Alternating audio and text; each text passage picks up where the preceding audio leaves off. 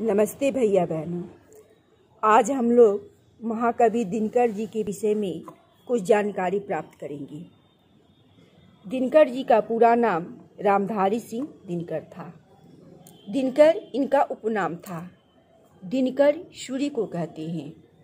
जिस तरह सूर्य के प्रकाश में एक तेज होता है, ठीक उसी तरह रामधारी सिंह की कविताओं में भी एक ओज था, एक तेज था। यही कारण था कि इनके साथ दिनकर उपनाम छपा। हम लोग भारतेंदु हरिश्चंद्र के विषय में जानते हैं। हरिश्चंद्र जी, भारतेंदु हरिश्चंद्र हिंदी के एक महान कवि थे और वे भारत के इंदु माने गए, चंद्र माने गए। उनकी कविताओं में शीतलता थी, तो रामधारी सिंह की कविताओं में एक तेज था। यही कारण था कि इनके नाम के आगे दिनकर उपनाम जोड़ा गया। उन्होंने स्वयं लिखा है, उदयाचल पर आलोक सरासन तानी, उदयाचल पर आलोक सरासन तानी, आया में उज्जवल गीत विभा की गानी।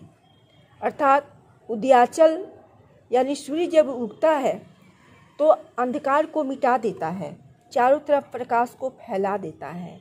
इसी तरह दिनकर जी अपनी कविताओं के माध्यम से लोगों के अंदर प्रकाश फैलाने के लिए आए हुए थे। और वास्तव में इनका जन्म भी पूर्व दिशा में ही हुआ था। इनका जन्म बिहार के बेगूसराय जिले के सिमरिया गांव में हुआ था। ये गंगा तट पर स्थित गांव है। गंगा तट और खेतों की हरियाली के बीच दिनकर जी का बचपन बीता। इनका जन्म 1908 ईस्वी में हुआ था। प्रारंभिक शिक्षा गांव की ही पाठशाला में हुई और बाद में पढ़ाई के लिए ये पटना आ गए। सन 1932 ईस्वी में इतिहास विषय से इन्होंने बीए ऑनर्स की परीक्षा उत्तीर्ण की। इनके ऊपर गांव का प्रभाव था और साथ ही साथ गांधी जी के स्वराज आंदोलन का भी प्रभाव था।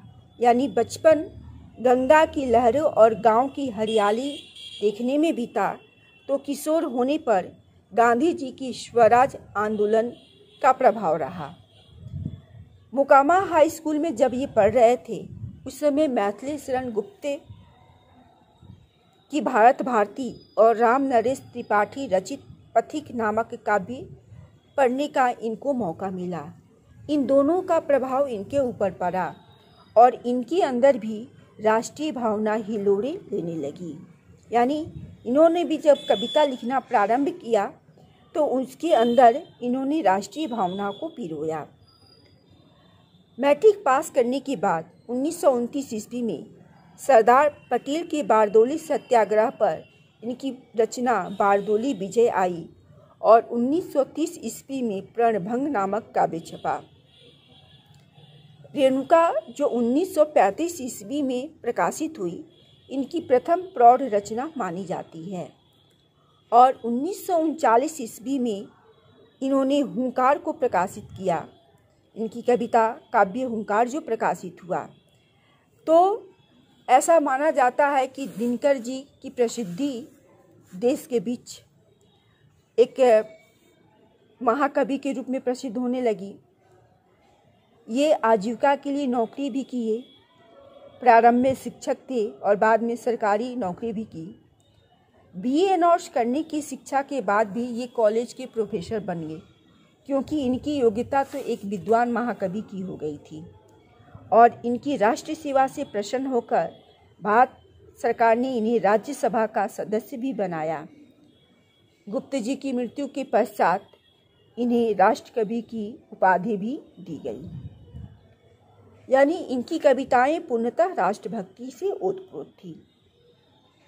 संसार में युद्ध की समस्या पर दिनकर जी ने कुरुक्षेत्र नामक काव्य को लिखा और इस काव्य को लिखने के पश्चात इन्हें पुरस्कार भी मिला। महाभारत के एक प्रसिद्ध पात्र कर्ण पर इन्होंने रश्मि रथी नामक काव्य को लिखा। हम सभी जानते हैं कि कर्ण कुंती का पुत्र था, लेकिन लोक लज्जा की वजह से कुंती ने उन्हें गंगा में प्रवाहित कर दिया, जिसका पालन पोषण एक सारथी, एक अधिरथ नामक सारथी करता है। और यही कारण था कि कर्ण सूत पुत्र के रूप में जाने जाते हैं।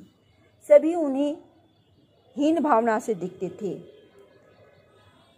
पर कर्ण हीन बना नहीं, वह श्रेष्ठ धनुर्धर बना, वह आगे बढ़ा, वह अंग प्रदेश का राजा भी बना।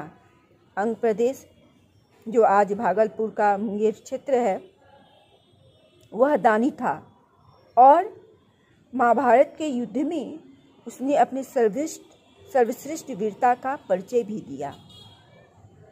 तो निसंदेह दिनकर जी ने हिंदी काव्य को आगे बढ़ाया है।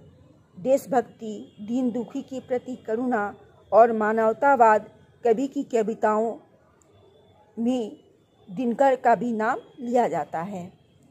सन 1962 ईस्वी में चीन ने भारत पर आक्रमण किया। ऐसे समय में राष्ट्रकवि दिनकर जी की लेखनी हुंकार कर उठी और देश को जगाने के लिए उनका काव्य परशुराम की प्रतीक्षा आया। इस तरह दिनकर जी ने अपनी कविताओं के माध्यम से हमेशा ही भारतवासियों को जगाने का प्रयास किया है और आज भी इनकी कविता जो है वह हिंदी साहित्य में अपनी डंका पीट रहा है। तो इस तरह इस पाठ में हम लोगों ने महाकवि दिनकर जी की संक्षिप्त जीवनी को देखा, या कह सकते उनके विषय में एक संक्षिप्त सी जानकारी ली। आशा है आपको पसंद आया होगा। धन्यवाद।